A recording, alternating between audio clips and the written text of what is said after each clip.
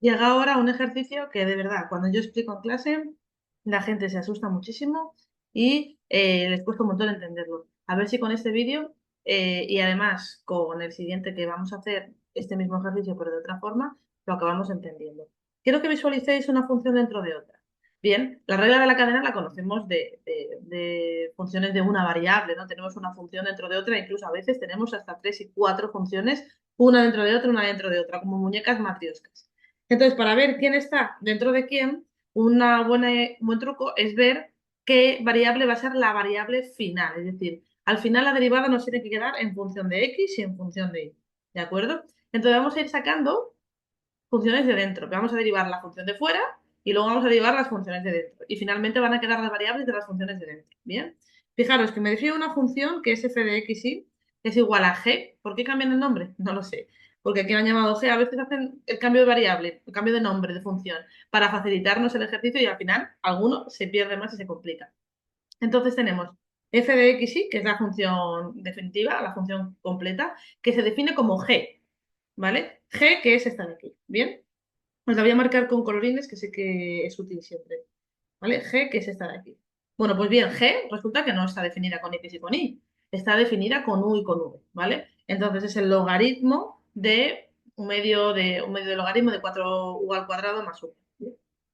Pero me dicen aquí finalmente que la F es G de U y de V, pero U no es esa ni V es esa. U, a su vez, es una función que está fuera, que aquí tenemos, que es una función de x y sencillita, la función x menos y partido de 2, y v es 2x.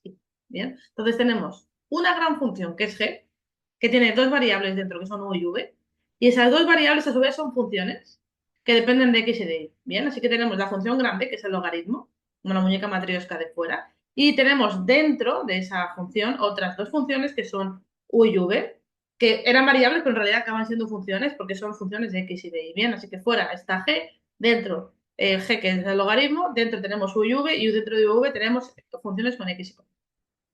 ¿De acuerdo?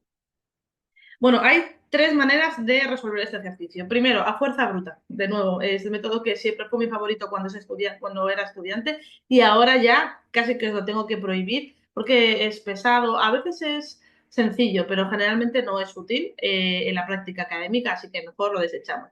Fuerza bruta es sustituyendo lo que es u y lo que es v dentro de g y derivar a tope. No va a quedar una cosa feísima así de grande, metemos esto aquí y metemos esto aquí, tenemos una función gigantesca en función de x y de y derivamos. Ese es el primer método. Yo no lo voy a hacer aquí.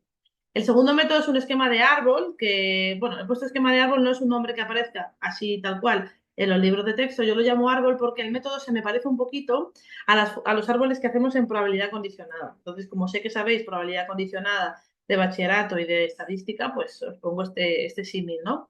Un esquema de árbol. El otro método es el método de multiplicar jacobianos, que es el más matemático, el más profesional y el que quizás veáis más en libros de texto. Pero podéis usar cualquiera de ellos, ¿bien? Durante un tiempo en mi vida fue mejor, me gustó mucho este esquema de árbol, pero con el tiempo he preferido jacobiano. Y sorprendentemente se usa un montón en ciencias como física, química, pero también en economía. En economía vais a ver muchas funciones compuestas a lo largo de vuestra vida. Así que yo os recomiendo no desechar este método y decir, bueno, es muy complicado, no me gusta estudiármelo, no lo voy a practicar. Estudiarlo bien, tenerlo claro porque es muy común. ¿Cómo es ese esquema de árbol? Vamos a ver quién está dentro de quién. F se define como G. G tiene dos variables, U y V. Y a su vez, U tiene dos variables, aquí lo veis, X e Y. Y V también tiene dos variables, aquí lo vemos, X e Y. Bien, pues ahora, para derivar F con respecto de X, lo que vamos a hacer es recorrer el camino como si fuera la probabilidad total. La derivada de F con respecto de X es la derivada de G con respecto de U por la derivada de U con respecto de X. Según vamos avanzando por la rama, vamos multiplicando, ¿vale? La derivada de g con respecto de u por la derivada de u con respecto de x, más la derivada de g con respecto de v por la derivada de v con respecto de x. ¿Cómo se escribe esto? Bien, pues la derivada de f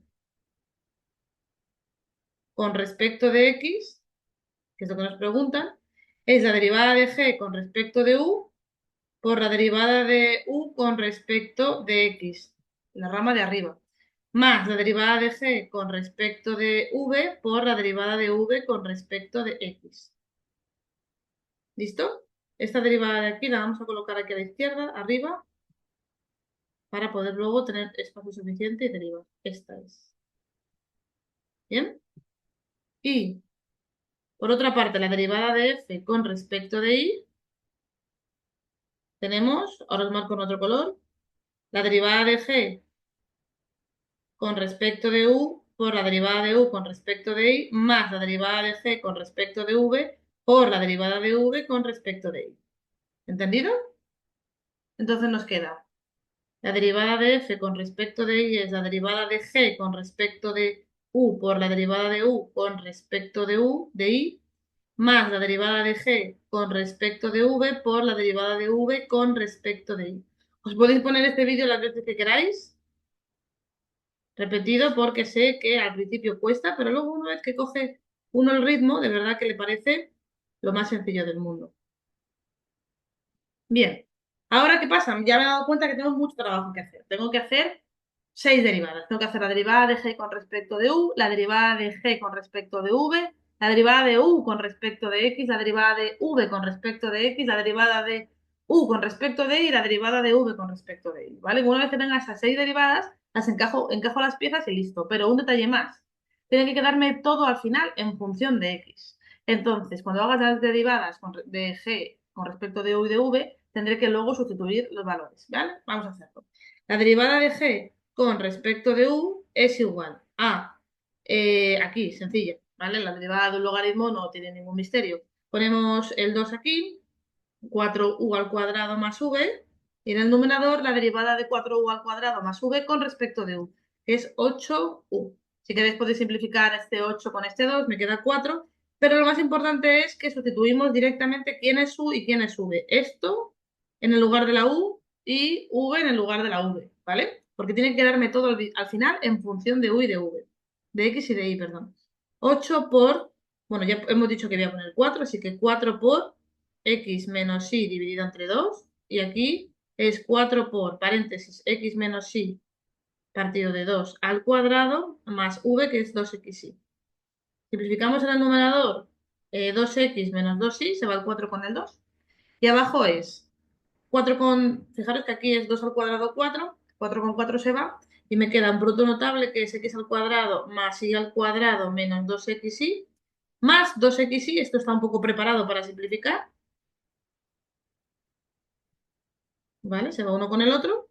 Y finalmente nos queda 2, creo que lo voy a dejar con paréntesis mejor, 2xy dividido entre x al cuadrado más y al cuadrado. Esa es la derivada de g. Como esta, hay que hacer 5 más aún. Aunque es verdad que las derivadas de g son las más feas, ¿no? Luego las derivadas de u y de v van a ser sencillas. Y la derivada de g con respecto de v es, arriba ponemos la derivada de, bueno, ponemos el 2 aquí delante, el denominador tal cual, y el interior, que es 4u al cuadrado más v con respecto de v, que es 1. Bien, y inmediatamente sustituimos donde hay una u y donde hay una v. Y en este caso queda igual. Queda 2 por 4 por x menos y partido de 2 al cuadrado más v, que es 2xy. Así que nos queda 1 y aquí un 2 por x al cuadrado más y al cuadrado. ¿Bien? ¿Todo encaja? Sí, porque tenemos este 2 que no se ha podido simplificar. Perfecto. Bien, pues aquí tenemos las derivadas de g con respecto de u y de v. Vamos a hacer ahora las derivadas de u con respecto de xy y las derivadas de v con respecto de xy. Como veis, es un trabajo bastante largo. La derivada de u con respecto de x es sencilla, un medio. La derivada de u con respecto de y también sencilla, menos un medio. La derivada de v con respecto de x tampoco tiene complicación, 2x, 2y. La derivada de v con respecto de y, 2x. Ahora ya por fin encajamos las piezas. La derivada de f con respecto de x era, recordamos, la derivada de g con respecto de u, que era esta aquí que habíamos hecho antes. 2x menos y dividido entre x al cuadrado más y al cuadrado. Por la derivada de u con respecto de x, que es un medio, más La derivada de g con respecto de v, que la había hecho aquí y era 1 partido de 2x al cuadrado más y al cuadrado, por la derivada de v con respecto de x, que es esta, 2y. Bien, cancelamos algunas cosas antes de seguir trabajando, este 2 con este 2 también aquí, así nos va a quedar más sencillo. X menos y dividido entre x al cuadrado más y al cuadrado más y x al cuadrado más y al cuadrado. Nos queda algo sencillísimo, menos y más y se van y nos queda x partido de x al cuadrado más y al cuadrado. Bien, y por otro lado la derivada de f con respecto de y, recordamos, la derivada de g con respecto de u, bien, por la derivada de u con respecto de y, que es menos un medio. Estoy haciendo en directo, o sea, bueno, es verdad que yo ya me aseguro de que lo tenga bien, pero quiero que veáis que el rollo este de copiar y estar atento es algo que no te puedes escapar. 1 partido de 2x al cuadrado más y al cuadrado por la derivada de v con respecto de y, que es 2x. De nuevo, cancelamos lo que podamos, este 2 con este 2 aquí también, cuidado con el signo menos de aquí delante. Y tenemos menos x más y dividido entre x al cuadrado más y al cuadrado más x partido de x al cuadrado más y al cuadrado. En este caso se nos cancela la y nos queda x al cuadrado más y al cuadrado, que son dos ecuaciones además habituales con este denominador que ya es bastante conocido y llenaremos las dos derivadas parciales. Bien, entonces reviso rápidamente. Recordar, lo primero es organización, qué función va dentro, qué función va fuera. El árbol es fundamental, nos aclara las ideas. Una vez que hacemos el árbol, vemos el recorrido de la multiplicación y nos organizamos el trabajo. Vemos que hay que hacer un montón de derivadas, en total 6 derivadas diferentes. No olvidar que las derivadas que van en función de letras que no son finales, de variables que no son finales, hay que acabar sustituyéndolas. Esto de aquí no nos valdría, es una derivada, pero hay que acabar sustituyendo lo que es u y lo que es v. Tenemos 6 derivadas, todas en función de x y ya encajamos las piezas y sustituimos en los desgloses que nos han ayudado a hacer el árbol.